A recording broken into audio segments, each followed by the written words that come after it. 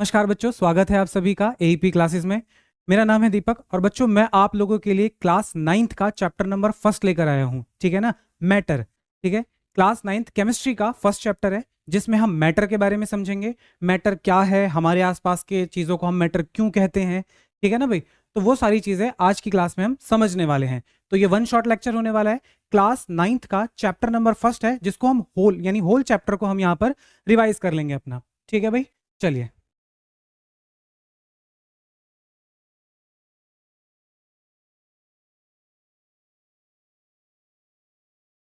हाँ भाई, सबसे पहले पढ़ेंगे हम मैटर के बारे में। ठीक है भाई, क्लास 9th का पहला चैप्टर आता है मैटर। चैप्टर क्या है आपका? पहला चैप्टर है मैटर।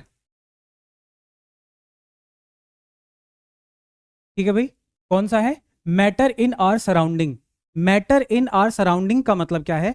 हमारे आसपास के जो पदार्थ हैं, ठीक है ना, हमारे आसपास की जो चीजें हैं, ठीक है, उनके बारे में हम यहाँ पर जानने समझने वाले हैं।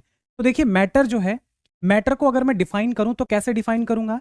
मैटर के बारे में अगर मुझे जानना है तो क्या चीजें हैं, मैटर को हम कैसे क्लासिफाई करते हैं। ठीक है, तो वो चीजें यहाँ पर देखिए। मैटर क्या? एनीथिंग, कोई भी चीज जो कि क्या करे, आपका स्पेस ऑक्यूपाई करे। ठीक है, क्या करे? स्पेस ऑक्यूपाई करे, उसके पास पास कुछ मास होता है। ठीक है, बेसिक सी चीज है। अगर कोई भी चीज जगह घेरती है, दूसरा उसका कुछ मास होता है। समझ में आ रहा है? दो चीजें ध्यान रखिएगा। पहली कि उसके पास क्या है, आपका मास है, और दूसरा वो जगह घेरती है, तो उसे हम क्या बोल देंगे? मैटर कह देंगे। ठीक है, क्या बोल देंगे? मैटर। जैसे मैं क्या हूं? मैं जहां पर खड़ा हूं मैंने उस हिस्से को घेर रखा है, उस एरिया को मैंने कवर कर रखा है। ठीक है, और मेरा कुछ मास भी है या नहीं है? मेरा कुछ मास भी है, तो मैं क्या हो गया? एक मैटर हो गया। क्या हो गया? मैटर हो गया। क्लियर हुआ यहां तक? समझ में आया कि मैटर हम किसको बोलते हैं और क्यों बोलते हैं। ठीक है, मैटर क्या? कोई भी चीज जो जगह घेरती हो उसे हम क्या बोलते हैं? मैटर बोलते हैं। यहां पर मैटर का क्लासिफिकेशन दिखाया है, बेसिकली फिजिकल क्लासिफिकेशन है जिसमें आप सॉलिड, लिक्विड और गैस को देखते हो। आप मैटर को हम कई सारे टाइप्स में देखते हैं, बट क्लास 9th के अकॉर्डिंग आपके 3 टाइप हैं। ठीक है भाई, 5 हुआ करते थे पहले एनसीईआरटी में, बट 2 हटा दिए गए हैं, तो अब 3 ही रखे गए। ठीक है, कौन कौन से? सॉलिड, लिक्विड और गैस। इनके बारे में हम आगे आने वाले जो स्लाइड्स हैं उनमें देखेंगे। एक एक करके इनको पढ़ते हुए चलते हैं। ठीक है, मैटर समझ में आया? मैटर क्या होता है? जो जगह घेरता है, सीधी सी बात है, और जिसका कुछ मास होता है उसे हमने उठा के क्या बोल दिया? मैटर बोल दिया। क्या एक क्वेश्चन उठता है हमेशा से, क्या मैटर को हम इसी तरीके से डिफाइन करते आए हैं? और बेसिकली हम कह सकते हैं कि संसार में जितनी भी चीजें हैं आपकी, वो सभी मैटर से मिलकर बनी हुई हैं। ठीक है, किससे मिलकर बनी हुई है? मैटर से। हमारे यूनिवर्स में जितनी भी चीजें हैं वो छोटे छोटे पार्टिकल से मिलकर बनी हुई है, और उन्हीं पार्टिकल्स को मैटर बोल देते हैं। समझ में आ रहा है? क्या कह दिया जाता है? मैटर कह दिया जाता है। अब मैटर की जब हम बात कर रहे हैं तो मैटर, हमने कह दिया कि हर एक चीज इस संसार में क्या मैटर से मिलकर बनी हुई है। ठीक है, छोटे छोटे पार्टिकल से मिलकर बड़ी बड़ी चीजें बन जाती हैं, उन्हीं को हम क्या बोल दे रहे हैं? मैटर। मैटर का क्लासिफिकेशन अर्ली या एंशियंट एज में, समय में कैसे किया गया था? हम बोलते हैं कि कोई भी चीज जो है वो क्या नाम है, मैटर से मिलकर बनी हुई है। ठीक है, तो वो पहले के समय में मैटर से पहले डिफाइन करने के लिए 5 चीजों का इस्तेमाल किया जाता था, जिन्हें पंच तत्व कहा जाता था। वो कौन कौन से थे आपके पंच तत्व? किन्हें कहा जाता था? जल, अग्नि यानी फायर, आपके और क्या हो जाते थे? भूमि, जमीन, लैंड। देन आपका क्या हो जाता था? वायु, एयर, और स्काई, आकाश। ये क्या थे आपके? ये आपके पंच तत्व थे जिनको कहा जाता था कि मैटर इनसे मिलकर के बना हुआ है आपका।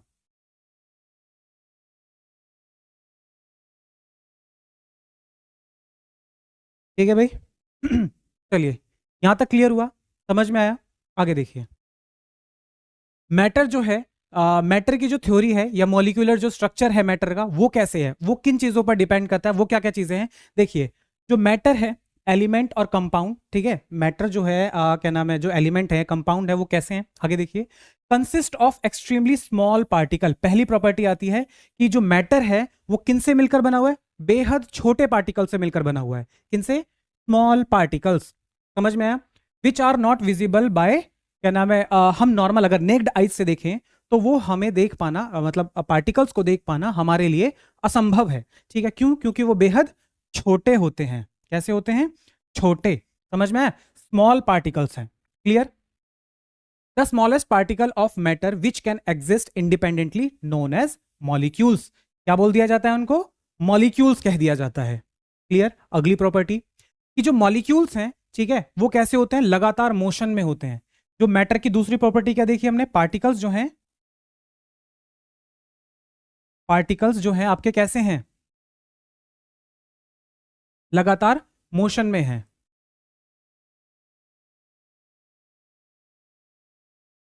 कैसे हैं? मोशन में हैं। वो जो पार्टिकल्स हैं, वो जो मॉलिक्यूल्स हैं, वो लगातार क्या कर रहे हैं? गति कर रहे हैं। समझ में आया? लगातार मोशन में है। क्यों है? क्योंकि उनके पास क्या प्रेजेंट है? काइनेटिक एनर्जी है। काइनेटिक एनर्जी है, जैसे हम गतिज ऊर्जा कहते हैं। क्या कहते हैं? गतिज ऊर्जा।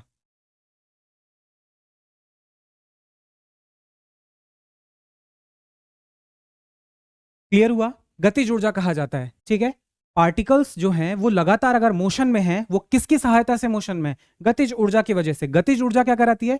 पार्टिकल्स को मोशन कराने में मदद करती है। आगे देखिए, अगला क्या बोलता है? वही जो मैंने बताया, जो क्या कर देती है? टेम्परेचर।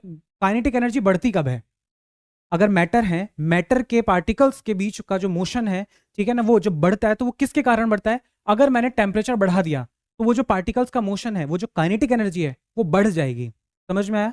बट इसका उदाहरण भी हम देखेंगे। जैसे मैंने कहा कि जो गर्म खाना है, उसकी जो स्मेल है मुझे काफी दूर तक आ जाती है, लेकिन ठंडे खाने की स्मेल के लिए मुझे उसके पास जाना पड़ता है। क्यों? क्योंकि गर्म खाने का टेम्परेचर ऑब्वियसली ज्यादा है, और ज्यादा होने की वजह से पार्टिकल्स क्या है? लगातार मोशन में है।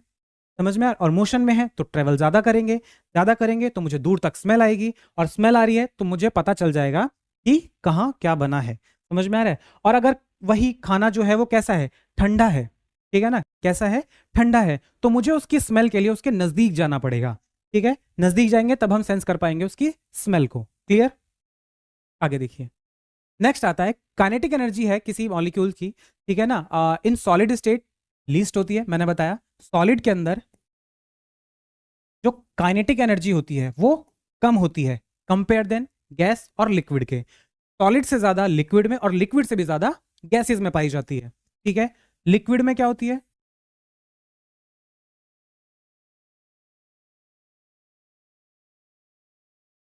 लिक्विड में क्या होती है? More than solid. More than solid. Solid से ज्यादा काइनेटिक एनर्जी पाई जाती है किसमें? लिक्विड में। और जब बात आती जाती है बात आ जाती है आपकी किसकी? गैसेस की, तो सबसे अधिकांश जो क्या नाम है काइनेटिक एनर्जी पाई जाती है, वो कहां पाई जाती है? आपके गैसेस में पाई जाती है। ठीक है, मैक्सिमम। समझ में आया? सबसे ज्यादा अगर काइनेटिक एनर्जी पाई जा रही है, क्योंकि गैसेस के पार्टिकल बहुत तेजी से मूव करते हैं। समझ रहे हो? गैसेस के जो पार्टिकल हैं वो बहुत तेजी से मूव करते हैं। लिक्विड के पार्टिकल मूव करते हैं तो ये फ्लो कर पाता है। समझ में? इन दोनों को हम क्या बोलते हैं? फ्लूइड बोलते हैं। क्यों फ्लूइड कहा जा रहा है इनको? क्योंकि इनके पास टेंडेंसी है फ्लो करने की। लिक्विड और गैसेस दोनों फ्लो कर सकती हैं। समझ में आ रहा है? सॉलिड्स फ्लो नहीं कर सकते हैं। क्यों? क्योंकि इनके जो पार्टिकल्स हैं वो बेहद नजदीक होते हैं। नजदीक होने के नजदीक होने का कारण क्या है? Force of attraction. पढ़ेंगे हम आगे फोर्स ऑफ अट्रैक्शन क्या है। ठीक है ना? इंटरमोलिकुलर फोर्स ऑफ अट्रैक्शन क्या है? वो फोर्स क्या कर रही है? इन पार्टिकल्स को अपने पास रखने में मदद कर रही है। ठीक है, अपने पास जोड़े रखने में मदद कर रही है। ये पार्टिकल्स मोशन नहीं करते, केवल ये वाइब्रेट करते हैं। क्या करते हैं? वाइब्रेट करते हैं। अपनी ही जगह पर रहकर वाइब्रेट करते हैं, ऑक्सीलेटरी मोशन करते हैं। समझ आ रहा है? क्लियर हुआ? तो इसमें बेसिकली क्या समझाया गया है? बताया गया है कि जो सॉलिड हैं उनके पास जो काइनेटिक एनर्जी होती है वो कम होती है किससे? लिक्विड से और गैसेस से। लिक्विड के पास जो काइनेटिक एनर्जी होती है वो गैसेस से क्या होती है? कम होती है। और गैसेस के पास सबसे ज्यादा प्रेजेंट होती है क्या? Kinetic energy. काइनेटिक एनर्जी को शॉर्ट में हम ऐसे भी लिख सकते हैं। क्लियर? अगला देखिए, स्पेस बिटवीन देम। पार्टिकल्स के बीच में स्पेस प्रेजेंट होता है। समझ में आया? क्या प्रेजेंट होता है? स्पेस। मैंने कहा एक पार्टिकल से दूसरे पार्टिकल के बीच में गैप प्रेजेंट है। ठीक है, ये गैप प्रेजेंट है। समझ रहे हो? अब ये जो गैप है इसी को हम क्या बोलते हैं? Intermolecular gap. क्या बोलते हैं?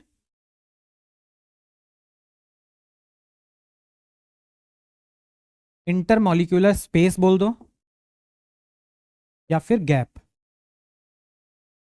समझ में आया? इंटरमॉलिक्यूलर गैप कह दो या इंटरमॉलिक्यूलर स्पेस कह दो। क्लियर हुआ? अब ये किसके अंदर ज्यादा और किसके अंदर कम होती है? सॉलिड के अंदर ये जो स्पेस है वो कम होता है, मिनिमम होता है। कैसा होता है? कम होता है। लिक्विड के अंदर ये जो गैप है, ये लिक्विड के अंदर क्या होता है? सॉलिड से ज्यादा हो जाता है। समझ रहे हो? तभी तो हम सॉलिड के अंदर कुछ भी मिक्स कर पाते हैं। मुझे सॉरी, लिक्विड के अंदर हम कुछ भी मिक्स कर पाते हैं। मुझे पानी में, पानी लिक्विड है, पानी में मुझे चीनी मिलानी है, नमक मिलाना है, तो कैसे मिला पाएंगे और क्यों मिल पा रहा है उसके अंदर? बेसिक सी बात है कि उसके अंदर क्या है, उन पार्टिकल्स के बीच में गैप प्रेजेंट था। समझ रहे हो? आपने चीनी को मिक्स करना है किसमें? पानी में। शुगर सॉल्यूशन बनाना है, तो शुगर सॉल्यूशन बनाने के लिए क्या करना पड़ेगा? पानी लिया, चीनी ली, दोनों को मिक्स करा। आप उसको क्या कर रहे हो? घुमाते जा रहे हो। थोड़े समय के बाद आप देखोगे चीनी गायब हो गई सॉल्यूशन, पानी में से। वो गई कहाँ? वो डिजोल्व होकर वो जो खाली जगह थी लिक्विड के अंदर, वो जो खाली जगह थी वो उन जगहों में जाकर क्या हो गई? फिल हो चुकी है। क्या हो चुकी है? फिल हो चुकी है। यहाँ जो खाली स्पेस था, इन स्पेस में जाकर के वो जो आपका शुगर सॉल्यूशन था, वो जो शुगर डिजोल्व हुई थी, वो इन गैप्स में जाकर फिल हो चुकी है। ठीक है ना? तो यानी कि अगर मैं बात करूं कि लिक्विड की, तो जो स्पेस है, ठीक है, जो स्पेस है वो लिक्विड में क्या हो जाता है? सॉलिड से ज्यादा हो जाता है, मोर देन सॉलिड। सॉलिड से अधिक हो जाता है। समझ में आया? सॉलिड को हिंदी में ठोस कहा जाता है, जो बच्चे हिंदी मीडियम वाले हैं, ठोस कहा जाता है। ठीक है। लिक्विड को हिंदी में द्रव्य कहा जाता है। क्या कहा जाता है? द्रव्य कहा जाता है। क्या यहां तक क्लियर हुआ? समझ में आया? आगे देखिए। अब बात करते हैं गैसेस की। किसकी? गैसेस की। जो गैसेस होती हैं, इनके पार्टिकल्स के बीच में गैप बहुत ज्यादा होता है। समझ रहे हो? यहां जो हमने सॉलिड में देखा, सॉलिड के पार्टिकल्स के बीच में गैप बहुत कम था, इसीलिए हम सॉलिड में आसानी से किसी भी अन्य पदार्थ को, अन्य चीज को हम मिक्स नहीं कर पाते हैं। समझ रहे हो? यहां पर अब लिक्विड की बात की थी हमने। लिक्विड के पास क्या है? इंटरमॉलिक्यूलर जो स्पेस या गैप है वो ज्यादा है सॉलिड के मुकाबले। तो वहां पर क्या हो जाता है? हम चीजों को बेहतर तरीके से मिक्स कर पाते हैं। समझ गए? डिसॉल्व कर पाते हैं।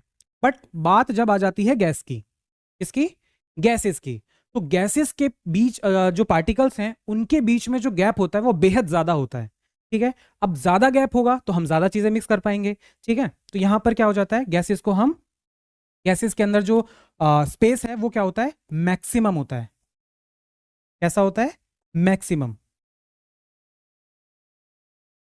समझ गए भाई? तो गैसेस के जो पार्टिकल्स हैं वो काफी, क्योंकि इनके पास काइनेटिक एनर्जी ज्यादा होती है। गैसेस के पास काइनेटिक एनर्जी ज्यादा है। काइनेटिक एनर्जी ज्यादा है तो पार्टिकल बहुत तेजी से रैंडम डायरेक्शन में मूव करेंगे। मूव करेंगे तो वो साथ में स्पेस को भी क्रिएट करते चलेंगे। समझ में आया? आगे देखते हैं। नेक्स्ट आता है, फोर्स ऑफ अट्रैक्शन की बात की जा रही है अब यहां पर। ठीक है। फोर्स ऑफ अट्रैक्शन की, फोर्स ऑफ अट्रैक्शन क्या है? जिसकी वजह से कोई भी मैटर का हम स्टेट डिफाइन कर सकते हैं। ठीक है। अगर स्टेट ऑफ जो फोर्स ऑफ अट्रैक्शन है, फोर्स ऑफ अट्रैक्शन, अगर फोर्स ऑफ अट्रैक्शन ज्यादा है तो हम क्या कर पाएंगे? फोर्स ऑफ अट्रैक्शन ज्यादा है तो जो पार्टिकल्स हैं वो बेहद नजदीक रहेंगे। नजदीक रहेंगे तो उनका जो मोशन है वो क्या हो जाएगा? मिनिमम हो जाएगा। तो जैसे सॉलिड की बात करते हैं सबसे पहले। सॉलिड मतलब ठोस। ठीक है। सॉलिड की बात की तो सॉलिड का जो फोर्स ऑफ अट्रैक्शन है वो क्या है? बहुत ज्यादा है। इसको हम बोलते हैं intermolecular force. Inter molecular force of attraction. समझ गए भाई? इंटरमॉलिक्यूलर फोर्स ऑफ अट्रैक्शन कहा जाता है। ठीक है। जो पार्टिकल्स को जोड़े रखने का काम करती है। यहां पर सॉलिड है। सॉलिड के अगर मैं पार्टिकल्स को ड्रॉ करके दिखाऊं रफली, तो वो कुछ इस तरीके से होंगे, एक दूसरे से बिल्कुल सटे हुए। समझ रहे हो? यहां पर गैप की तो कोई गुंजाइश है ही नहीं। कुछ इस तरीके से जो सॉलिड हैं वो अरेंज्ड हैं। समझ रहे हो? यानी इसके अंदर जो फोर्स ऑफ अट्रैक्शन है, सॉलिड के अंदर फोर्स ऑफ अट्रैक्शन ज्यादा है। क्या है? ज्यादा है। मैक्सिमम कह सकते हो। कंपेयर देन बाकी दो स्टेट ऑफ मैटर से। ठीक है। लिक्विड को ले लेते हैं, द्रव्य, तरल भी कहा जाता है लिक्विड्स को। जब हम लिक्विड्स की बात करते हैं तो लिक्विड्स में क्या हो जाता है, लिक्विड्स में जो फोर्स ऑफ अट्रैक्शन है ये कम हो जाती है। क्या हो जाती है, कम हो जाती है सॉलिड के मुकाबले। गैसेस से ज्यादा है बट सॉलिड से कम है, less than solid but more than gas. Solid से तो कम है लेकिन गैसेस से ज्यादा है, ठीक है ना। तभी आपने देखा है लिक्विड्स जो हैं वो फ्लो कर पाते हैं। मैंने पानी यहां पर गिर दिया, ठीक है ना, यहां पर पानी मुझसे गिरने के बाद क्या होगा, वो फ्लो करेगा, ठीक है। जहां पर उसको स्लोप मिलेगा वो स्लोप की डायरेक्शन में फ्लो करता हुआ जाएगा। क्यों, क्योंकि पार्टिकल्स क्या कर रहे थे, पार्टिकल्स के बीच में वो जो स्ट्रॉन्ग फोर्स ऑफ अट्रैक्शन थी वो नहीं है। जैसे मुझसे कोई बर्तन गिर गया, वो गिरकर वो एक ही जगह पर रहेगा, वो चल फिर कर दूसरी जगह नहीं जा सकता। क्यों, क्योंकि उनके पास क्या नहीं है, उनके पास फोर्स ऑफ अट्रैक्शन है ज्यादा, लेकिन उनके पास वो जो पार्टिकल्स के पास काइनेटिक एनर्जी थी, हमने बात की थी स्टार्टिंग में, तो वो जो काइनेटिक एनर्जी है वो उनके पास बहुत कम है, जिस वजह से वो केवल वाइब्रेट कर सकते हैं, वाइब्रेट करके वो साउंड प्रोड्यूस कर सकते हैं बट वो मोशन नहीं कर सकते। समझ गए। लिक्विड जो है वो लिक्विड के पास टेंडेंसी होती है फ्लो करने की। लिक्विड और गैस इनको हम क्या बोलते हैं, फ्लूइड बोलते हैं। क्यों बोलते हैं, क्योंकि इनके पास टेंडेंसी होती है फ्लो करने की। अब हम जब बात कर रहे हैं गैसेस की, किसकी भला, गैसेस की, तो गैसेस के पास जो फोर्स ऑफ अट्रैक्शन है वो बेहद बेहद कम होता है, ठीक है। लो फोर्स ऑफ अट्रैक्शन, सबसे कम जो देखने को मिलता है फोर्स ऑफ अट्रैक्शन वो गैसेस के पास ही देखने को मिलता है। क्लियर हुआ यहां तक। तो ये था एक ब्रीफली आपका क्या नाम है, जो बेसिक प्रॉपर्टी थी मैटर की उनमें। और भी देखते हैं आगे। आगे क्या आता है, वही इंटरमोलिकुलर फोर्स है, ठीक है ना। वो डिक्रीज हो जाती है कैसे, जब हम देखिए कैसे इंक्रीज हो रही है फोर्स और कैसे डिक्रीज हो रही है। अब मैंने क्या काम किया, जैसे मेरे पास सॉलिड था, मैंने ये सॉलिड को ड्रॉ किया, सॉलिड के पार्टिकल्स को बनाया, यहां ये सॉलिड के पार्टिकल्स आपस में पास पास जुड़े हुए हैं, ठीक है भाई। अब क्या हुआ, यहां पर फोर्स ऑफ अट्रैक्शन ज्यादा है, क्या है, फोर्स ऑफ अट्रैक्शन आपकी ज्यादा है, ठीक है। अब क्या हो रहा है, यहां पर फोर्स ऑफ अट्रैक्शन को मैंने क्या कर दिया, हीट कर दिया, मैंने इनको हीट किया। हीट करने पर क्या होगा, अभी इनकी काइनेटिक एनर्जी क्या थी, कम थी। सॉलिड स्टेट में काइनेटिक एनर्जी क्या होती है, कम होती है। मैंने इसको गर्म किया, गर्म करने के दौरान क्या होगा, आपका ये कन्वर्ट होगा किस में, इनकी जो फोर्स ऑफ अट्रैक्शन है वो टेम्परेचर बढ़ाने पर टूटती है। फोर्स ऑफ अट्रैक्शन कब टूटती है, जब हम इसमें इसका टेम्परेचर बढ़ा दें। तो तापमान बढ़ाने पर आपका जो फोर्स ऑफ अट्रैक्शन है वो टूटेगा। तो ये किस में, और जब आपने अभी थोड़ी देर पहले मैंने जस्ट आपको क्या नाम है एक पॉइंट में समझाया था, जहां पर आपका टेम्परेचर बढ़ाने पर काइनेटिक एनर्जी बढ़ रही थी। तो देख रहे हो किस तरीके से काम चल रहा है कि आपने टेम्परेचर इंक्रीज किया, जब टेम्परेचर इंक्रीज किया तो काइनेटिक एनर्जी क्या हो जाएगी, आपकी बढ़ जाएगी। कौन बढ़ेगा, काइनेटिक एनर्जी। और रिड्यूस कौन होगा, कम कौन होगा, फोर्स ऑफ अट्रैक्शन।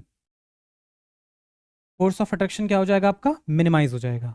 क्लियर हुआ यहां तक, समझ में आया। अगली प्रॉपर्टी की ओर बढ़ते हैं।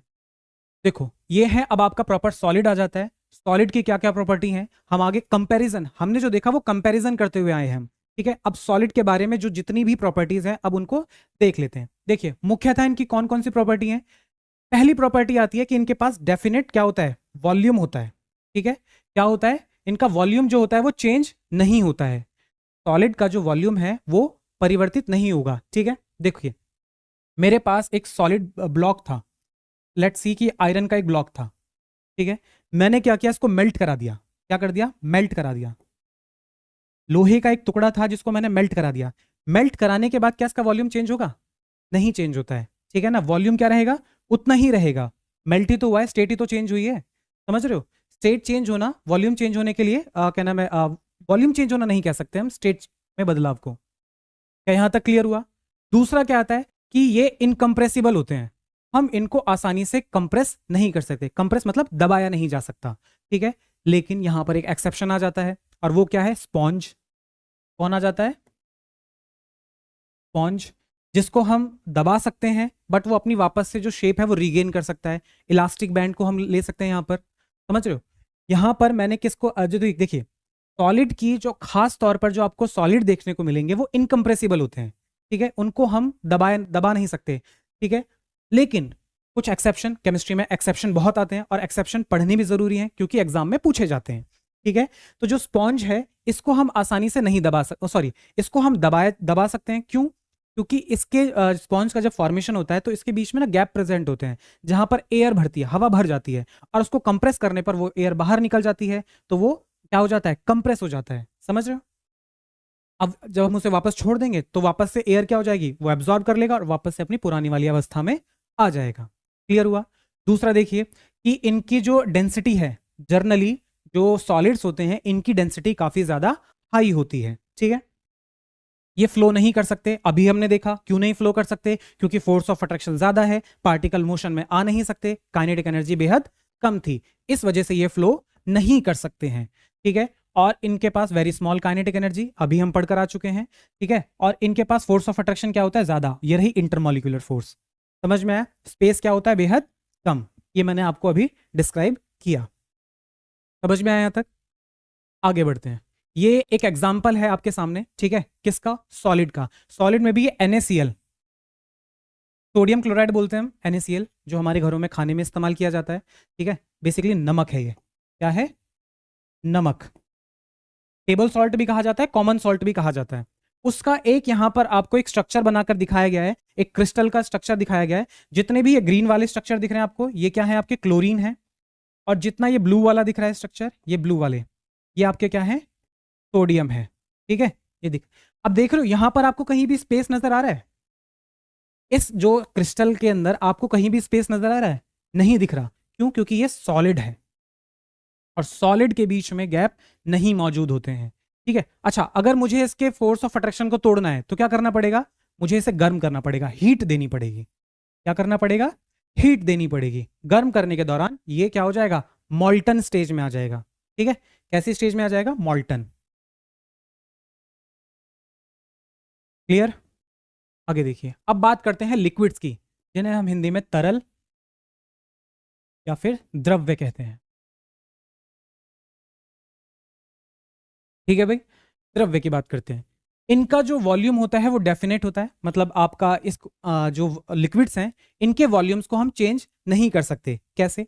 मैंने एक ग्लास लिया, मैंने ग्लास, ये ग्लास मेरा 20 ml का था। ठीक है, मैंने इसमें जो पानी डाला वो 20 ml आया। अब मैंने इसको, इसी पानी को किसके अंदर, एक बकेट के अंदर डाल दिया, तो क्या वो पानी ज्यादा हो जाएगा या कम हो जाएगा? ऑब्वियस सी बात है, सेम रहेगा। पानी 20 ml इस ग्लास के अंदर आया था और मैंने इसको दूसरे बर्तन में डाल दिया है, तो भी क्या रहा ये, हाँ, पानी की जो आकार था उसमें परिवर्तन आया। ठीक है, यहां पर पानी में हाइट, ग्लास में जब था तो पानी की हाइट ज्यादा थी। ठीक है, और इसका जो क्या नाम है, सरकमफेरेंस कह लो, या जो रेडियस वाला जो हिस्सा है वो कम रहा होगा। ठीक है, और जैसे ही मैंने बकेट के अंदर डाला तो बकेट का क्या, सरकमफेरेंस ज्यादा हो गया और आपका हाइट क्या होगी, कम हो जाएगी। किसकी हाइट? पानी की हाइट। ठीक है, बकेट की हाइट तो ज्यादा रहेगी, लेकिन जो पानी था, जो 20 ml पानी था, उसकी हाइट क्या हो जाएगी, कम रहेगी। क्या समझ में आया यहां तक? यानी कि सीधी सी बात है कि आपका जो वॉल्यूम है वो चेंज नहीं होता है, ना तो सॉलिड में हो रहा था ना लिक्विड में हो रहा है, बट गैसेज में हो सकता है, वो हम देखेंगे। क्या यहां तक क्लियर हुआ? अगली प्रॉपर्टी देखिए, कांट कंप्रेसिबल, इनको हम कंप्रेस भी नहीं कर सकते हैं। ना तो हम सॉलिड को कंप्रेस कर पा रहे थे, ना हम लिक्विड को कंप्रेस कर पा रहे हैं। ठीक है ना, कुछ होते हैं जो कंप्रेसिबल होते हैं, बट मोस्टली जो लिक्विड्स हैं वो इनकंप्रेसिबल ही रहते हैं आपके। ठीक है भाई, आगे, अच्छा, ये पॉइंट तो रह गया। ठीक है ना, जिसमें कहा जा रहा है कि अगर हम लिक्विड को जिस भी बर्तन में रख दें ये उसी का शेप ले लेता है। समझ रहे हो? बेसिक सी बात है, हमें भी पता है ये कि भाई हम किसी भी बर्तन में क्या नाम है, पानी को डालें तो वो उसी बर्तन का आकार ले लेता है। ठीक है, बॉटल में डाला तो बॉटल का आकार, ग्लास में डाला तो ग्लास का आकार, कप में डाला तो कप का आकार। ठीक है, जैसा बर्तन वैसा आकार। समझ रहे हो?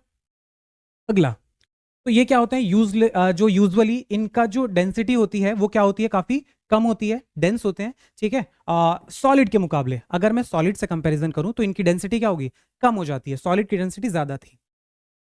अब देखिए, इसका जो वॉल्यूम है वो मैंने अभी बताया कि वॉल्यूम चेंज नहीं हो सकता है। ठीक है ना, कंटेनर के बदलने के दौरान फ्लो नहीं करते, ये फ्लो कर सकते हैं। क्यों? क्योंकि इनके पास जो काइनेटिक एनर्जी होती है वो सॉलिड से ज्यादा होती है, तो ये फ्लो कर सकते हैं, कैन फ्लो।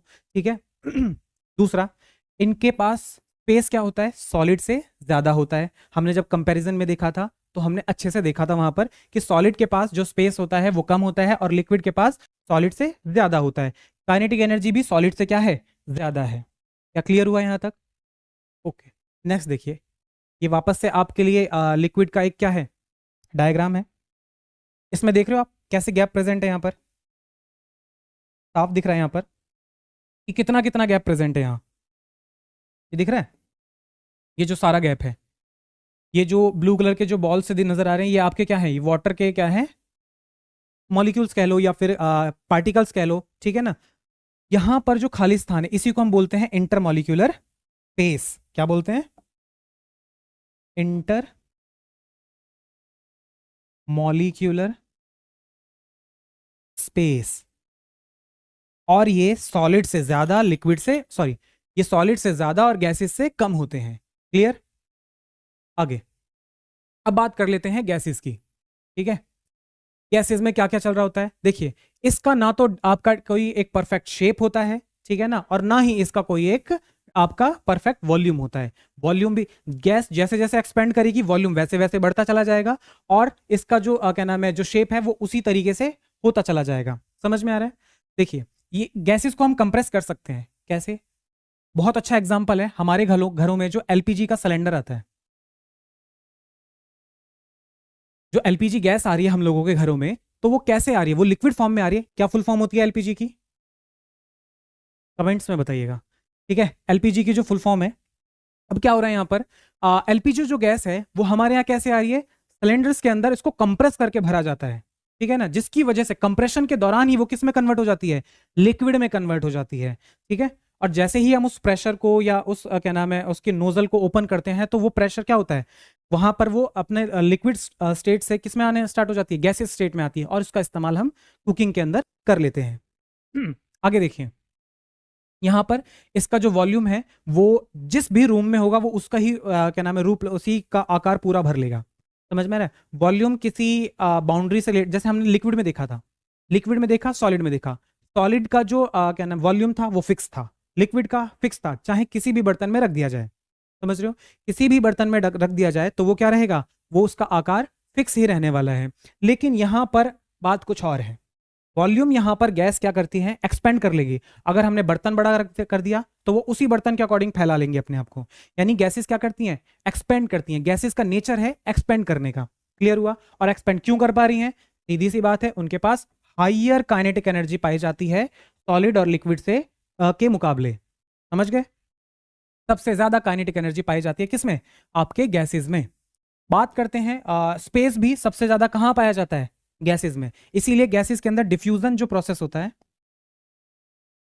वो काफी ज्यादा और काफी बेहतर तरीके से होता है। क्लियर। आगे बढ़ते हैं। यहां पर एक गैस का आपके सामने उदाहरण है, ठीक है ना, ये गैस के पार्टिकल्स हैं, आप गैप देख सकते हो कितना ज्यादा गैप है, ठीक है, कर पा रहे हो ऑब्जर्व कि ये गैप कितना ज्यादा है बाकी दोनों स्टेट ऑफ मैटर के कंपैरिजन में। दिख रहा है भाई। चलिए आगे बढ़ते हैं। अच्छा, एक बार फटाफट से हम सॉलिड लिक्विड गैस को फटाफट एक बार रिकैप ले लेते हैं। देखिए, सॉलिड की बात करते हैं सबसे पहले, लिक्विड्स की बात, एंड देन गैसेस की बात, ठीक है। देखिए, और किसके दायरे में हम इन बातों को करने वाले हैं, सबसे पहले बात करते हैं वॉल्यूम की। तो जो सॉलिड होते हैं हमने पढ़ा, इनका वॉल्यूम क्या होता है, फिक्स होता है। सिमिलरली लिक्विड का भी वॉल्यूम क्या होता है, फिक्स होता है। बट गैस का वॉल्यूम फिक्स नहीं होता है, ये एक्सपेंड करता है। दूसरा, हमने बात किया किसका, फोर्स ऑफ अट्रैक्शन की। तो जो सॉलिड होते हैं इनका फोर्स ऑफ अट्रैक्शन कैसा होता है, बहुत ज्यादा हाई होता है। कैसा होता है, बहुत ज्यादा हाई होता है। लिक्विड्स में क्या होता है, सॉलिड से कम होता है, लेस देन सॉलिड, ठीक है। और गैसेस में क्या होता है, बहुत कम होता है, force of attraction minimum.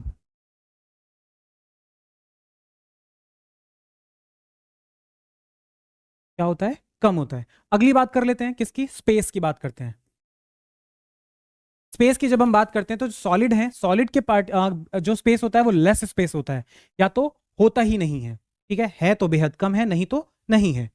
Liquids के अंदर क्या होता है, लिक्विड्स के अंदर सॉलिड से ज्यादा होता है, मोर देन सॉलिड। सॉलिड से ज्यादा पाया जाएगा स्पेस किसमें, लिक्विड में, और गैसेस में मैक्सिमम। गैसेस में मैक्सिमम पाया जाता है। ठीक है, अगली बात कर लेते हैं। हमने क्या पढ़ा था? वॉल्यूम शेप पढ़ लिया था, और फोर्स ऑफ अट्रैक्शन पढ़ लिया था, और स्पेस पढ़ लिया था। ठीक है ना, और क्या पढ़ा हमने? काइनेटिक एनर्जी पढ़ी। काइनेटिक एनर्जी सॉलिड में क्या होती है आपकी? लेस होती है, लेसर। लिक्विड्स में more than solid, more than solid, और गैसेस में मैक्सिमम होती है। ठीक है भाई, ये कुछ बेसिक था जो हमने देखा था। ठीक है ना, अगर वॉल्यूम देख लिया, शेप देख लिया, शेप, शेप को भी देख लेते हैं कैसी रहेगी। फिक्स, जो लिक्विड सॉलिड्स होते हैं उनकी शेप कैसी रहेगी आपकी? फिक्स शेप्ड होते हैं। बट लिक्विड में कोई फिक्स शेप नहीं होती, ना गैसेस में कोई फिक्स आपकी शेप होती है। क्या यहाँ तक क्लियर हुआ? ये मैंने एक चार्ट की फॉर्म में, आपके टेबुलर फॉर्म में मैंने सॉलिड लिक्विड गैस का कंपैरिजन कर दिया है कुछ पॉइंट्स के साथ। ठीक है, आगे देखते हैं डिफ्यूजन क्या होता है। डिफ्यूजन, डिफ्यूजन क्या होता है? इंटरमिक्सिंग हो रही है बेसिकली। ठीक है ना, एक और दो मैटर के बीच में। ठीक है, कैसे वो देख लीजिए। दो या दो से ज्यादा सब्सटेंस हैं, वो क्या हो रहे हैं? आपस में मिक्स हो रहे हैं, इंटरमिक्सिंग है पार्टिकल्स के बीच में। यहां पर ये एनसीईआरटी की एक एक्टिविटी है।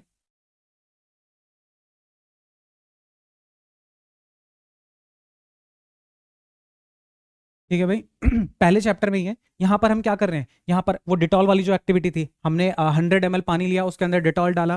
ठीक है ना, फिर उसी में से हमने नेक्स्ट 100 ml पानी में क्या करा? इसमें से लेकर दूसरे में डाला। तो क्या हो रहा था? हम देख रहे थे स्मेल जो है वो आगे तक जा रही है, यानी पार्टिकल्स जो हो रहे हैं वो आगे तक ट्रेवल कर पा रहे हैं। ठीक है ना, डिफ्यूजन प्रोसेस के थ्रू। फिर आपका आता है inter conversion of matter. Matter को एक स्टेट से, एक अवस्था से दूसरी अवस्था में बदलना क्या कहलाता है? इंटर कन्वर्जन कहलाता है। ठीक है ना, परिवर्तन कहलाता है। कैसे करते हैं हम यहाँ पर? देखिए, इंटर कन्वर्जन में कई सारे प्रोसेस होते हैं। या तो हम टेम्परेचर बढ़ाकर कर रहे होते हैं, या टेम्परेचर कम कर रहे होते हैं, या फिर हम किसी चीज को प्रेशराइज करके कर रहे होते हैं, या फिर उस पर से प्रेशर रिमूव करके कर रहे होते हैं। तो यानी कि बेसिक सी आपके कुछ पॉइंट्स हैं जिनमें हम क्या कर रहे हैं? जो इंटर कन्वर्जन है मैटर का, सॉरी, मैटर को हम एक स्टेट से दूसरे स्टेट में क्या कर रहे हैं? चेंज कर रहे हैं। ठीक है, वन स्टेट टू अनदर, एक से दूसरे में परिवर्तन करना। क्लियर हुआ? और किस बिना पर कर रहे हैं? किन किन चीजों के अकॉर्डिंग? या तो टेम्परेचर पे या फिर प्रेशर पे। ठीक है, टेम्परेचर बढ़ाकर हम सॉलिड को लिक्विड में कर सकते हैं, लिक्विड को गैसेस में कर सकते हैं, और वहीं टेम्परेचर को रिड्यूस करके हम क्या कर सकते हैं? सॉलिड को, सॉरी, लिक्विड को गैसेस में, और गैसेस को लिक्विड में, आपका लिक्विड को सॉलिड में हम क्या कर सकते हैं? टेम्परेचर को रिड्यूस करके कर सकते हैं।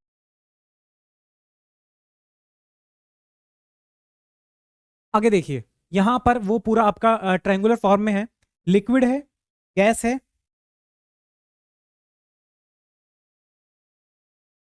लिक्विड, गैस और सॉलिड। जब सॉलिड से कोई चीज किस में कन्वर्ट हो रही है? लिक्विड के अंदर कन्वर्ट होती है। सॉलिड से, ये सॉलिड है, सॉलिड से जब कुछ लिक्विड में कन्वर्ट होता है तो वहां पर क्या होता है? सॉलिड मेल्ट हो रहा है, मेल्टिंग बोल सकते हैं। ठीक है ना, मेल्ट हो रहा है तो वो लिक्विड में कन्वर्ट हो रहा है। अब लिक्विड से वो किस में, अगर गैस में जा रहा है तो उसको हम क्या बोलते हैं? वेपोराइजेशन। क्या बोलते हैं? वेपोराइजेशन।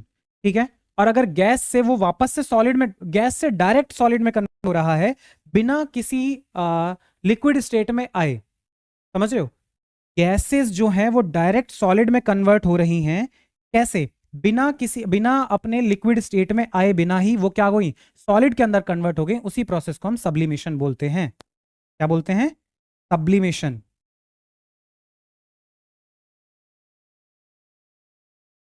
सब्लिमेशन कहा जाता है। अच्छा, सब्लिमेशन इसका रिवर्स को भी कहा जा सकता है।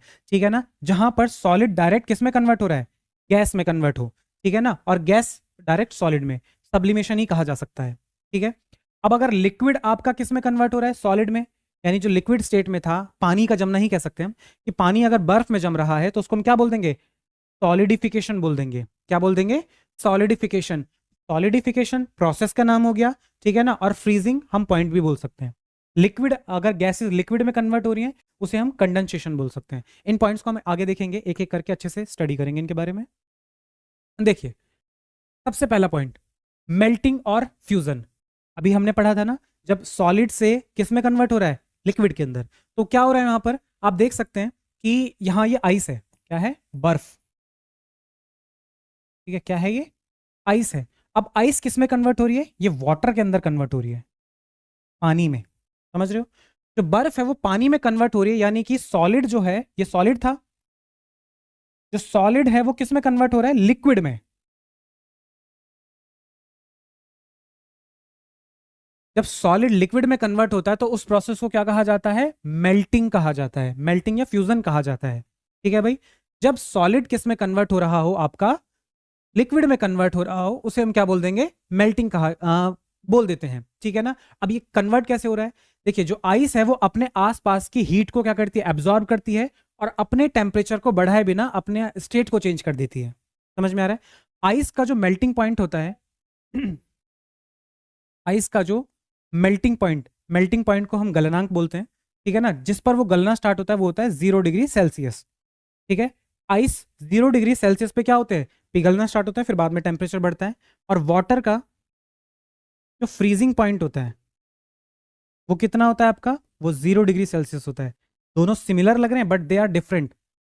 बर्फ जो पिघल रही है, बर्फ का पिघलना 0 डिग्री सेल्सियस, पानी जो कि एक अलग स्टेट ऑफ मैटर है, उसका जमना, वो सॉलिड में कन्वर्ट होना, वो 0 डिग्री सेल्सियस पे जाकर जमना स्टार्ट होता है। क्लियर हुआ? यहां तक आगे बढ़ते हैं। अगली बात करते हैं फ्रीजिंग और सॉलिडिफिकेशन। ठीक है? फ्रीजिंग या सॉलिडिफिकेशन, किसी चीज का जमना सॉलिडिफिकेशन कहलाता है। ठीक है? अभी देखिए यहां पर क्या हो रहा है, जो पानी की बूंदे हैं वो धीरे धीरे, देख रहे हो आप, धीरे धीरे क्या हो रही हैं? वो जमना स्टार्ट कर रही हैं। किसकी वजह से? टेम्परेचर की वजह से। टेम्परेचर क्या है? बहुत कम है। जब टेम्परेचर कम हो जाता है तो क्या हो जाएगा? ये जमना स्टार्ट कर देंगे। समझ में आ गया? और इसी प्रोसेस को हम फ्रीजिंग और सॉलिडिफिकेशन कह देते हैं। समझ गए? अगला पॉइंट आता है आपका मेल्टिंग पॉइंट। ठीक है ना?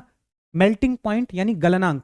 किस पॉइंट पर जाकर आपका जो सॉलिड था वो कन्वर्ट हो रहा था या मेल्ट हो रहा था। ठीक है?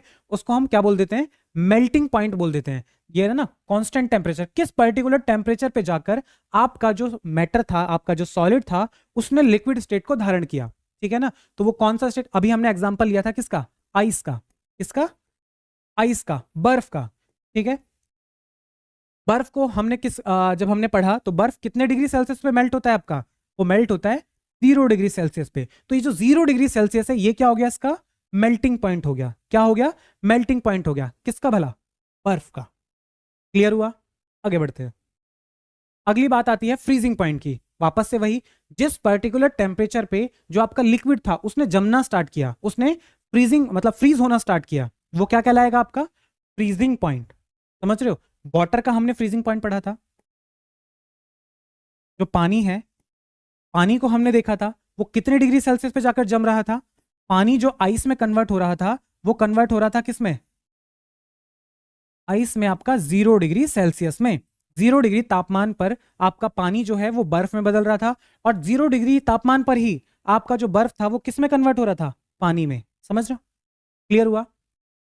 चलिए आगे बढ़ते हैं। वेपराइजेशन, ठीक है ना, और बॉइलिंग। वेपराइजेशन और बॉइलिंग क्या है? इस प्रोसेस में क्या होता है, जो लिक्विड स्टेट में आई चीजें थी, जो लिक्विड था वो किस में बन रहा है? वेपर में। आप यहां पर देख सकते हैं पानी है वो उबल रहा है। ठीक है ना, गर्म। अच्छा, पानी का बॉइलिंग पॉइंट क्या होता है? शॉर्ट फॉर्म में लिखा हुआ है बीपी, मींस बॉइलिंग पॉइंट। पानी का बॉइलिंग पॉइंट क्या होता है? पानी का बॉइलिंग पॉइंट होता है 100 डिग्री सेल्सियस। देखिए क्या हो रहा था, हमारा जो आइस था, अब तीनों स्टेट को देखिए एक साथ ही। आइस जो था, ठीक है ना, वो मेल्ट हुआ 0 डिग्री सेल्सियस पे। ठीक है ना, 0 डिग्री सेल्सियस पे किस में बना? H2O, मींस वाटर में कन्वर्ट हुआ। अब यहां पर मैंने क्या काम किया, अब धीरे धीरे इस पानी का टेम्परेचर बढ़ाना स्टार्ट किया। पहले 10 डिग्री, फिर 20 डिग्री, फिर 50 डिग्री, फिर 80 डिग्री, फिर 100 डिग्री। अब मैंने एक चीज नोटिस की कि 100 डिग्री सेल्सियस के बाद उस पानी का जो टेम्परेचर है वो बढ़ना ही बंद हो गया। ठीक है ना, क्या हो गया? बढ़ना ही बंद हो गया। लेकिन अब मैंने एक चीज नोटिस की कि वो जो पानी था अब वो अपनी स्टेट को चेंज कर रहा है। वो जो लिक्विड अवस्था में था यानी तरल अवस्था में था, अब वो गैसीय अवस्था में आ गया। समझ रहे हो? यानी कि वो गैसियस स्टेट में कन्वर्ट हो गया, यानी वेपर हो गया। समझ पा रहे हो मैंने क्या कहा? कि आइस जो था वो पहले लिक्विड में कन्वर्ट हुआ, लिक्विड से वो सीधा किस में कन्वर्ट हो रहा है आपका? वेपर में। किस में? वेपर में।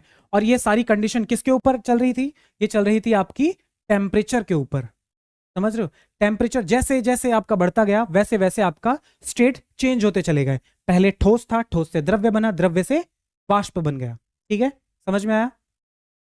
आगे देखिए, अगला आपका आता है कंडेंसेशन और लिक्विडिफिकेशन।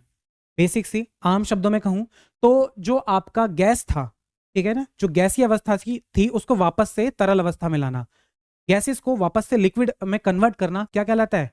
कंडेंसेशन या लिक्विडिफिकेशन। देखिए, गैस को कन्वर्ट करना लिक्विड में क्या कहलाता है? लिक्विडिफिकेशन। क्या कहलाएगा? लिक्विडिफिकेशन। ठीक है, कैसे? The process due to which a gas change into the liquid state, किसमें? लिक्विड स्टेट में कन्वर्ट हो रही है, किस पे? एक कांस्टेंट टेम्परेचर पर, ठीक है, और जो उसमें से हीट वगैरह है वो क्या कर ले रहे हैं हम, उसको रिमूव कर, नोन एज कंडेंसेशन और लिक्विडिफिकेशन। ठीक है, ऐसा आपने अधिकांश देखा होगा जब आपने पानी गर्म किया, ठीक है ना, और उसको ढक दिया, ढकने के बाद लंबे समय के बाद देखोगे जैसे पानी ठंडा हो जाता है आपका, तो जैसे ही उस जो लिड है, वो जो ढक्कन है, वो जो प्लेट है, वो आप उसे हटाओगे तो उसके ऊपर पानी की ड्रॉपलेट्स आ गई। वो कहाँ से आई? वो यहां से आई। वो जो पानी वेपर होकर ऊपर जा रहा था ना, वो पानी जो वेपर होकर ऊपर जा रहा था, जिसके लिए वो एक लिड जो था उसने बैरियर क्रिएट किया। अब बैरियर क्या हुआ, समय टाइम के साथ साथ जैसे जैसे वो टेम्परेचर क्या हुआ, हीट क्या होती है बेसिकली, हाई कंसंट्रेशन, ये जो आपका जो वेसल है, जो बर्तन है, इसमें जो हीट थी वो ज्यादा थी। अब बाहर सराउंडिंग हीट क्या है, कम है, तो जहां हीट ज्यादा थी वो वहां से कहां जा रही है, कम की तरफ जा रही है। इसका बेस्ट एग्जांपल, आपने ठंडा पानी लिया, कोल्ड वाटर, कोल्ड वाटर, ठीक है, वो क्या हुआ, धीरे धीरे समय के साथ साथ वो गर्म हो गया। आपने उसको कुछ नहीं करा, वो आपने बाहर नॉर्मल रख दिया, वो क्या हो गया, गर्म हो गया। ठीक है, बाहर गर्मी का समय है, आपने ठंडे पानी को लिया और नॉर्मल छोड़ दिया, थोड़ी देर बाद देखोगे आप वो गर्म हो चुका है पानी, समझ रहे हो? और वहीं पर आपने हॉट टी ली, गर्म चाय ली, गर्म चाय ली, आप थोड़े समय के बाद देखोगे वो चाय ठंडी हो गई, कूल डाउन। ऐसा कैसे हो गया? क्यों हुआ ऐसा? ऐसा इसलिए हुआ कि जो हीट है वो हाई से लो की तरफ बढ़ी। कैसे? ये पानी ठंडा था, बाहर का एनवायरनमेंट, जो बाहर का टेम्परेचर वो ज्यादा था, तो हीट कहां से कहां जाएगी, हाई से लो जाएगी। यहाँ टेम्परेचर लो है, यहाँ टेम्परेचर हाई है, तो यहां से टेम्परेचर लो की तरफ आया, तो ठंडे पानी को क्या कर दिया, गर्म कर दिया। अब यहां पर जब हमने चाय की बात की, तो चाय क्या थी आपकी, गर्म थी, ठीक है, और हीट क्या हुई, उस चाय से रिलीज हुई, ठीक है ना, हाई से लो। आसपास का जो सराउंडिंग था वो चाय के मुकाबले क्या था, लो टेम्परेचर था, चाय का टेम्परेचर ज्यादा था, तो वहां पर क्या हुआ, टेम्परेचर बैलेंस करने के लिए, हीट को बैलेंस करने के लिए क्या हुआ, वहां से हीट रिलीज होती है और बैलेंस करती है। समझ में आया? इसीलिए हमें ठंडी फील होती है थोड़े समय के बाद। समझ में आया? बाहर का टेम्परेचर दोनों के लिए सेम है, लेकिन दोनों में चेंज क्यों आ रहा है, उस हीट के मोशन की वजह से। वो जो हीट है, वो जो इक्विलिब्रियम दोनों बनाने की कोशिश कर रहे हैं, उसकी वजह से। क्लियर हुआ?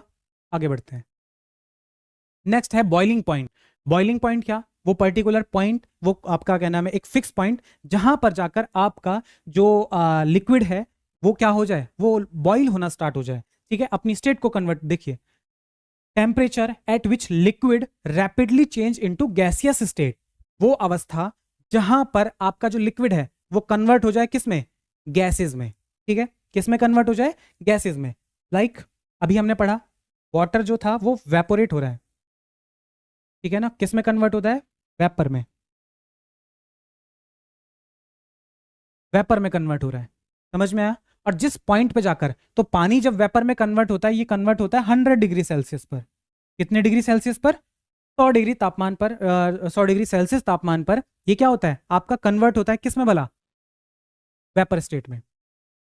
लिक्विड आपका फिर फ्रिक्शन पॉइंट है, क्या है यहाँ पर, देखिए, वो कांस्टेंट टेम्परेचर जहां पर गैस को हम क्या कर रहे हैं, गैस को कंप्रेस करके क्या बना रहे हैं, लिक्विड में कन्वर्ट कर रहे हैं। यहाँ देख रहे हो आप, ये पिस्टन है, ये लिक्विडिफिकेशन चल रहा है आपका। यहाँ पर पार्टिकल देख रहे हो, ये गैस था, गैस मॉलिक्यूल्स हैं, गैस के पार्टिकल किस तरीके से दूर दूर हैं, गैस का नेचर ही ऐसा था कि पार्टिकल्स क्या हैं आपके, काफी दूर दूर हैं। अब जैसे ही इस पिस्टन से हमने प्रेशर लगाना स्टार्ट किया, तो धीरे धीरे कंप्रेशन के साथ साथ ही देखिए लिक्विड स्टेट में कन्वर्ट होना प्रारंभ हो चुके हैं। समझ में आया? कंप्रेस्ड गैस, ठीक है ना, स्टार्ट लिक्विफाइड, तो गैस थी वो लिक्विफाइड होना स्टार्ट हो चुकी है, लिक्विड में कन्वर्ट होना स्टार्ट हो गई है। इसी प्रोसेस को क्या बोलते हैं, लिक्विडिफिकेशन बोला जाता है। आगे देखिए, सब्लिमेशन, हमने आपको बताया था सब्लिमेशन क्या होता है। सब्लिमेशन होता है जहां पर आपका जो सॉलिड है, क्या है, सॉलिड, सॉलिड बिना किसी लिक्विड स्टेट में बदले वो डायरेक्ट किस में कन्वर्ट हो जाता है? गैस में। किस में कन्वर्ट हो जाता है? गैस में। और इसी का उल्टा भी यही हो जाता है। हालांकि हम डिपोजिशन भी बोलते हैं, लेकिन सब्लिमेशन यूज कर सकते हैं कि सॉलिड से गैस में या गैस से सॉलिड में बनने को सब्लिमेशन कह दिया जाता है। तो देखिए यहाँ पे मैंने पूरी स्टेटमेंट आप लोगों के लिए लिखवा दी है। क्या है इसमें कि प्रोसेस है जिसमें सॉलिड डायरेक्ट चेंज होता है किसके अंदर? गैसियस स्टेट के अंदर। यही मैंने कहा आपको, जो सॉलिड है वो डायरेक्ट कन्वर्ट हो रहा है किसमें? गैसियस स्टेट में, ठीक है ना, बिना लिक्विड स्टेट में आए। ठीक है, यहां पर है, ठीक है ना, ऑन हीटिंग चेंज, देखो first into the liquid state, यहां पर बिना, without, without come in to liquid state, बिना लिक्विड अवस्था में आए, बिना तरल अवस्था में आए, वो क्या हो जाता है? डायरेक्ट किसमें? यहां पर आप देख भी सकते हो, ये आपका ड्राई आइस है, आइस जिसको हम सॉलिड कार्बन डाइऑक्साइड भी बोलते हैं। ये देख रहे हो किस तरीके से वेपर में कन्वर्ट हो रही है, ये जो वेपर रिलीज हो रहे हैं यहाँ पर, समझ रहे हो? यानी डायरेक्ट गैसेस में कन्वर्ट हो रही है। यहाँ पर आपको कहीं भी मेल्ट होती हुई नजर नहीं आ रही है, ये डायरेक्ट किस में कन्वर्ट हो रही है? आपका गैसियस स्टेट में जा रही है। समझ में आया? ये डायरेक्ट किस में कन्वर्ट हुआ? गैस में। इस प्रोसेस को हम क्या बोलते हैं भाई? सब्लिमेशन। अगला, यहां पर दो आपको एक एक्स्ट्रा पॉइंट कह सकते हो, ठीक है ना, जहां पर एक क्या है आपका? सबलाइम है और एक सब्लिमेट है। दोनों में अंतर क्या है? देखिए, हम बेसिकली सॉलिड से लिक्विड या लिक्विड से सॉलिड से गैस या गैस से सॉलिड में आ रहे हैं। तो उसमें देखिए, जब किसी गैस को, ठीक है ना, from form directly from the solid, जब हम किसी गैस को किस में कर रहे हैं? कन्वर्ट कर रहे हैं किसमें? सॉलिड में। तो वो क्या हो जा रहा है आपका? देखिए, एक gaseous form directly form from a solid, जो गैस बनी है सॉलिड से किस में कन्वर्ट हुई है? जो डायरेक्ट सॉलिड से जो डायरेक्ट गैस में कन्वर्ट हुआ है, उसको हम क्या बोलते हैं? सबलाइम बोलते हैं। क्या बोलते हैं? सबलाइम। अब इसी का उल्टा कर दो, जो सॉलिड है वो डायरेक्ट गैस से आपके बने हैं, उसको सब्लिमेट बोल दिया जाता है। ठीक है ना? क्या बोल दिया जाता है? सब्लिमेट बोल दिया जाता है। समझ गए? आगे, बॉइलिंग है, ठीक है ना, एक बल्क फिनोमिना है, ठीक है ना, जिसमें क्या हो रहा है? आपका लिक्विड है वो चेंज होता है किसमें? गैसियस स्टेट में। इसको हमने पहले भी देखा है। आगे, वेपराइजेशन, यहां से पेपर में क्वेश्चन जरूर बनते हैं। वेपराइजेशन क्या है? वेपराइजेशन में देखिए क्या हो रहा है, बेसिक सा फिनोमिना है, जहां पर आपका जो लिक्विड है वो किस में कन्वर्ट हो रहा है? गैसेस में। लिक्विड इवेपोरेशन वेपराइजेशन में थोड़ा बहुत अंतर के साथ आते हैं ये। देखो, it is a surface phenomena. जो आपका इवेपोरेशन है वो सरफेस फिनोमिना है, ठीक है ना, सरफेस पर होने वाली जो एक्टिविटी है ये वो है, ठीक है, इन विच क्या नाम है, जो आपका एनर्जेटिक जो पार्टिकल्स हैं close to the surface of the liquid, ठीक है ना, वो क्या हो जाते हैं आपके? वो इंटरमॉलिक्यूल, वो एटीएम यानी कि एटमॉस्फेरिक प्रेशर की वजह से क्या हो जाते हैं? वो एयर में क्या हो जाते हैं? स्केप हो जाते हैं, यानी हवा में मिल जाते हैं। ठीक है, सरफेस फिनोमिना है। क्या होता है ये आपका? मैंने एक आपने देखा होगा जनरली कि हमने पानी सरफेस पे गिरा, वो थोड़े समय बाद इवेपोरेट हो गया। पानी बाल्टी में भरा हुआ भी है, वो इवेपोरेट नहीं हुआ। क्यों? एक बल्क में था, जो बॉइलिंग था वो बल्क फिनोमिना था, जो वेपर में कन्वर्ट हो रहा था, जो इवेपोरेशन है वो सरफेस फिनोमिना है। ये याद रखिएगा, ठीक है भाई?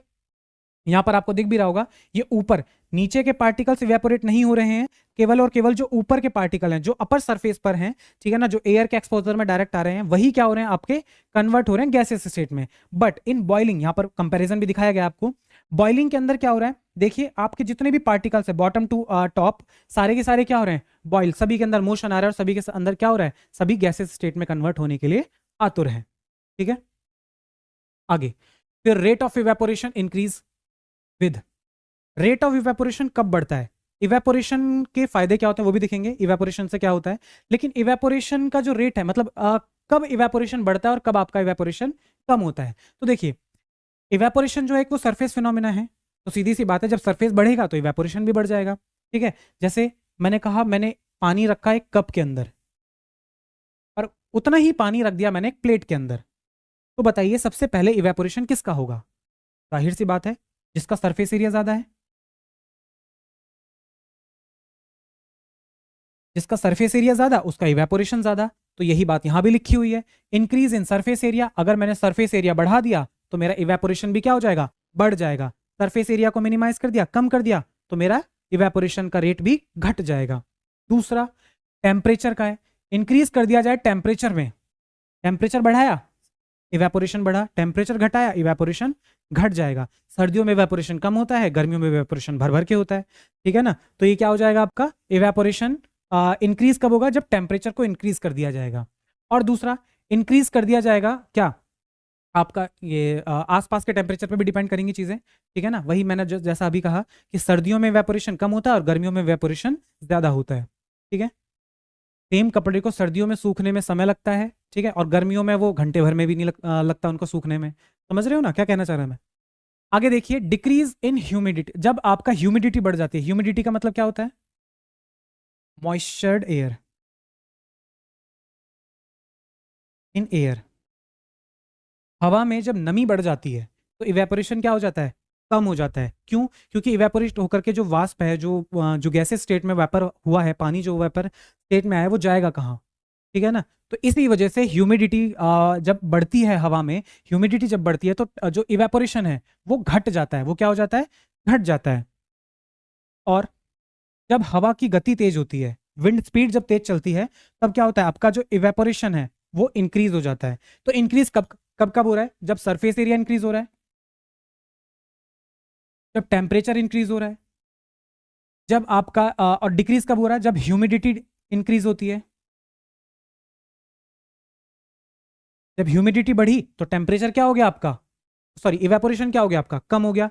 और जब आपका एयर का जो मोशन बढ़ा, ठीक है ना, हवा की गति बढ़ी, तो हवा की गति के साथ क्या होगा, आपका जो इवेपोरेशन है वो भी बढ़ेगा। समझ गए। आगे देखिए, बात करते हैं कि जो इवेपोरेशन है वो हमेशा ठंडक क्यों देता है, ठीक है ना। आप देखते होगे गर्मी के समय में आप अपनी छतों पर क्या नाम है पानी का छिड़काव करते हो, तो वो आपको थोड़े समय बाद ठंडक महसूस कराती है। तो ऐसा क्यों हुआ, ठीक है ना। और पसीना आता है हमें, पसीने के बाद जब हल्की सी भी हवा का झोंका आता है, वो पसीना जब इवेपोरेट होता है तब हमें ठंडक महसूस होती है। समझ रहे हो, ऐसा क्यों हो रहा है वो देखिए। The way sweat cooling the body, जब पसीना हमारी सरफेस पर आया, हमारी जो त्वचा है उस पर जब क्या नाम है पसीना आता है, स्वेट ग्लैंड जो होती हैं वो स्वेट रिलीज करती हैं। तो जब स्वेट रिलीज किया, सरफेस पर आया, सरफेस फिनोमिना, आपका इवेपोरेशन होता है। तो इवेपोरेशन के दौरान क्या हुआ, वो जो आपका पसीना था वो क्या हुआ, इवेपोरेट हुआ और आपकी सतह को क्या कर दिया, ठंडा कर दिया, ठीक है ना। तब आपको वो चिलिंग इफेक्ट आता है, आपको ठंडक महसूस होती है। वाटर, हम जो मिट्टी का जो घड़ा होता है, ठीक है ना, अर्थन पॉट जिसे कहते हैं, उसके अंदर का पानी भी ठंडा क्यों हो जाता है। बेसिक सी बात है, वो जो मिट्टी का घड़ा है उसकी जो सतह होती है उस पर छोटे छोटे छोटे छोटे से छिद्र होते हैं, यानी पोर्स होते हैं। क्या होते हैं, पोर्स होते हैं। उन पोर्स से क्या होता है, वो जो अंदर का पानी है वो बाहर आता है, ठीक है, उसकी सरफेस पर आता है। और आपको पता है इवेपोरेशन सरफेस फिनोमेना, जैसे ही सरफेस पर आया तो सरफेस से वो क्या हुआ, इवेपोरेट हो गया। इवेपोरेट हुआ तो वो जो सतह थी वो क्या हो गई, कूल डाउन हो गई, ठंडी हो गई। और जब ठंडी हो जाती है सरफेस, तो पूरा एरिया जो ठंडा हुआ, तो साथ के साथ अंदर का जो पानी था वो भी ठंडा हो जाता है। समझ में आया क्यों मिट्टी के घड़े में जो पानी है वो ठंडा हो जाता है, समझ में आया reason.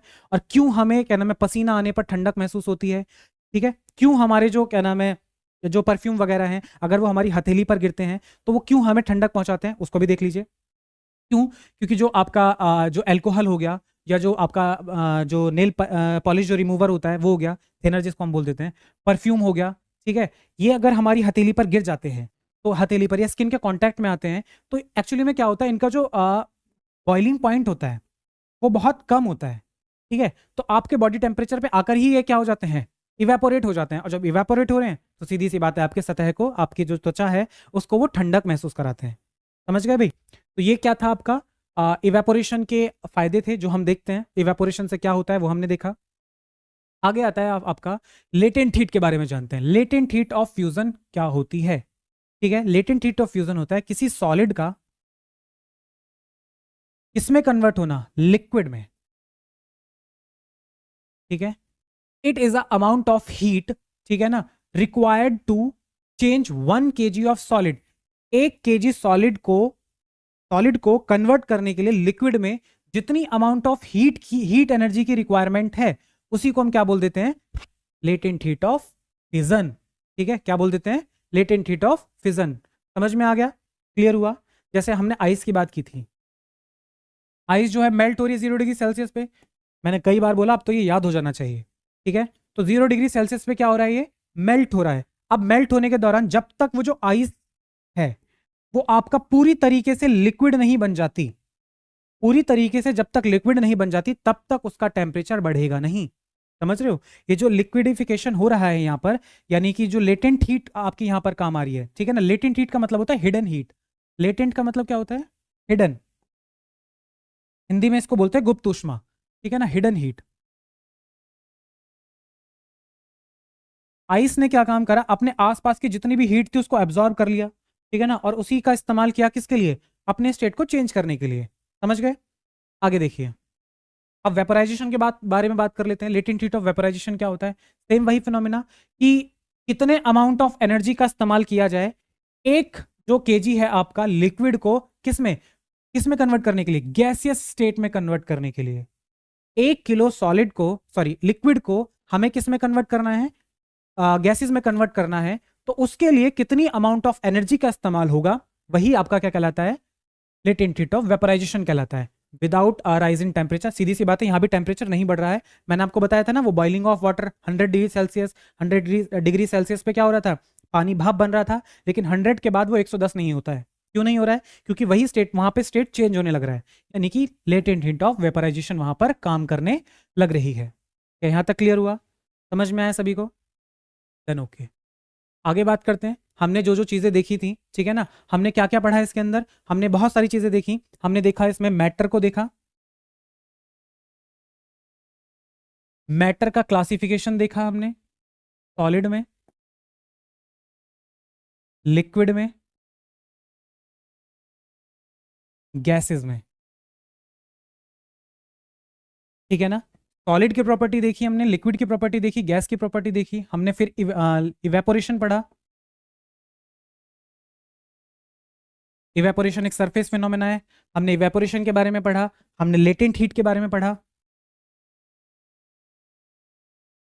Latent heat of vaporisation के बारे में पढ़ा, लेटेंट हीट ऑफ क्या नाम है, फिजन के बारे में पढ़ा हमने यहाँ पर, ठीक है।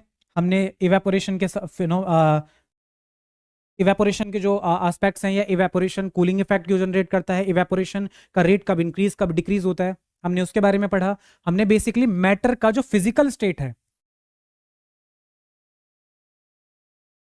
मैटर का जो फिजिकल स्टेट है वो हमने यहां पर कवर कर लिया है। इसके बाद जो आता है वो केमिकल स्टेट आता है। क्या आता है?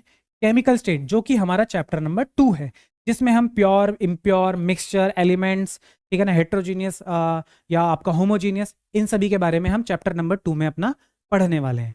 ठीक है भाई, क्या यहां तक सारी चीजें क्लियर हुई? ठीक है, क्लियर हुई तो लाइक सब्सक्राइब कीजिएगा भाई। ठीक है, चलिए भाई, मिलते हैं फिर अगले लेक्चर में। ठीक है, तब तक के लिए धन्यवाद, बने रहिए।